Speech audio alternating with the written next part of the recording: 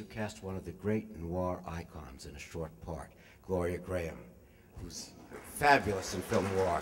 She's, to me, the queen of film noir. She's my favorite. This was her farewell to film noir. Those two scenes are unforgettable that she has. Were you responsible for casting her, or Robert Wise? Robert Wise. He cast right. Well, I tell you that some directors have a reverence to them that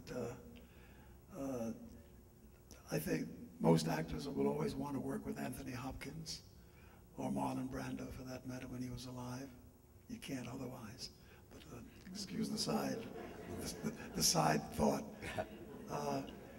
But when Bobby Wise would call, and I certainly had that experience with one of the great American directors, Robert Altman, when Bob called me to appear in two of the films that he made. No one ever says no to Bob, only because he is so trusted and so revered as an artist, and every artist feels most comfortable in his hands. He protects us, he looks out for our best interests, and he knows precisely what he wants of us. So Gloria Grahame said yes. And so when he called Gloria Grahame, she not only said yes, but almost, first of all, most of the actors, myself included, we were paid very little. And it had to be out of a labor of love. And once I got Bob, and both Bobs, Bob Ryan and Bob Wise, to say yes, everything else fell in place. Shelley was a friend. She's never better. Sometimes she can be a little overbearing, but she's just right in this film. Though I love the touch. Shows you how carefully the film is made. In their bedroom, did you notice that on the wall there's a print of ballet dancers? That means it's her house, it's not his house. Right. There's an imbalance in that relationship. That's a wonderful touch. I know it was deliberate. Well, I think that all the artists, scenic design of the makeup, everything, did these things with such a deep passion and understanding for the most minute of details. And they put it all out there. The film is in many ways quite perfect as a cinema art. One little thing that I was surprised to see, also unusual for 59, was the gay hoodlum who kind of flirts with Johnny. That was very unusual for 59. Where did that come from? Was that written in? Was it the actor's idea? It came from the community. It was the actor's idea. It was the actor's idea? Absolutely. Richard Bright?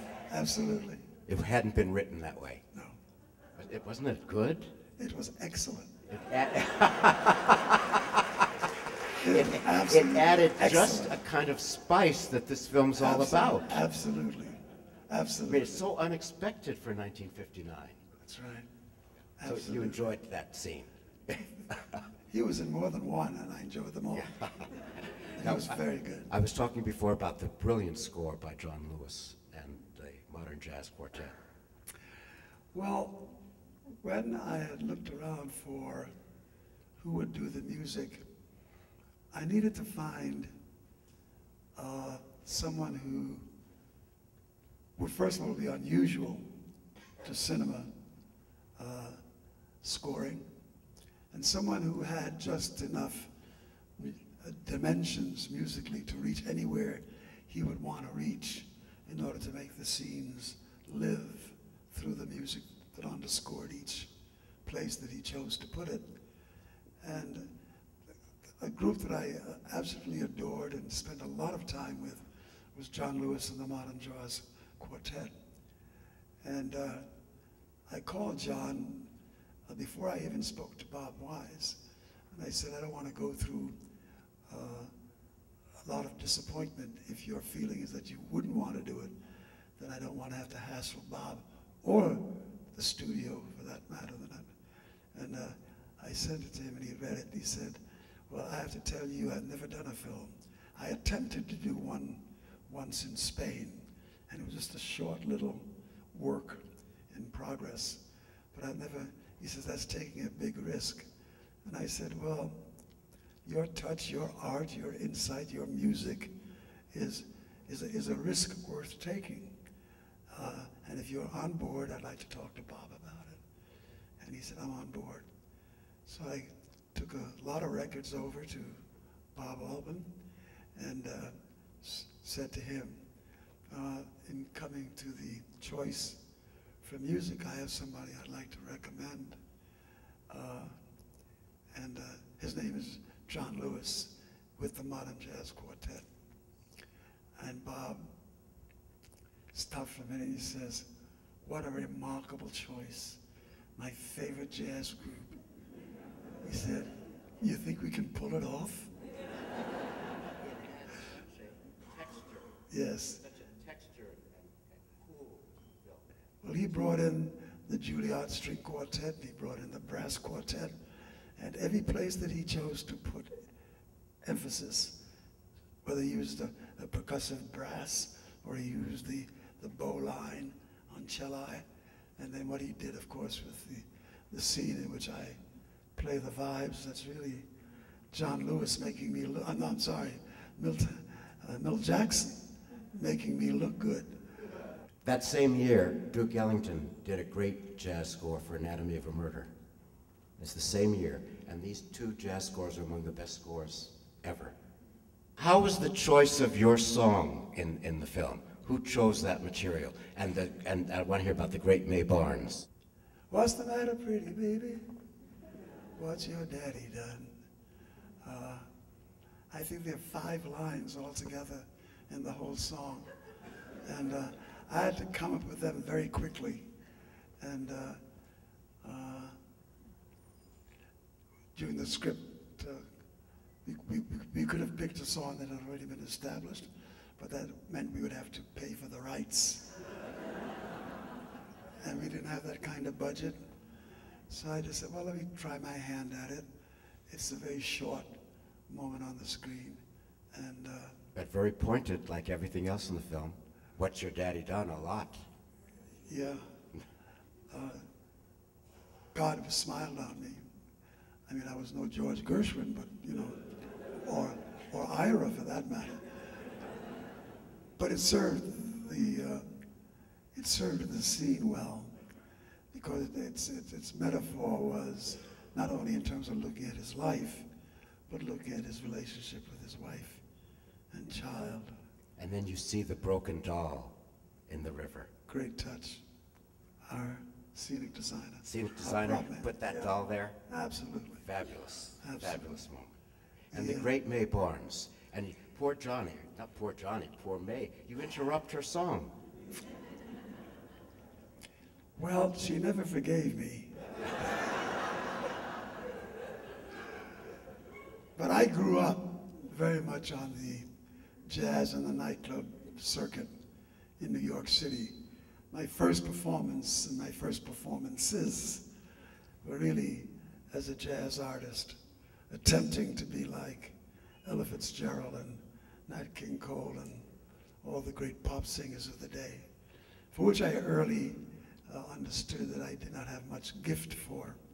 It just was not my milieu. It wasn't my thing.